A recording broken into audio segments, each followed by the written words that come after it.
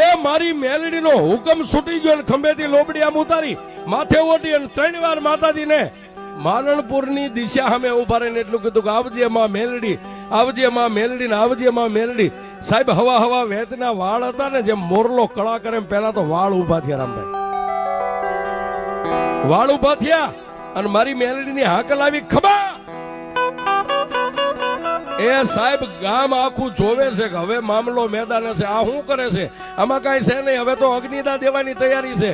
અને આ ભૂવો ગાંડો થઈ ગયો, એ ઈતો ગાંડો પણ એની મેલડી ગાંડી. સાહેબ ગામના એટલો ટકોર કર્યો અને કડકડતી દોટ કાઢી સાહેબ, પણ માથે ઓટાડેલું ખાપણ જમણા પગના અંગૂઠે ત્યાં ખવેવી અને જમણા પગના અંગૂઠે રૂડિયા બાબાએ મોઢું પોળું કરીને આમ ભેગું કરીને બટકું ભર્યું સાહેબ.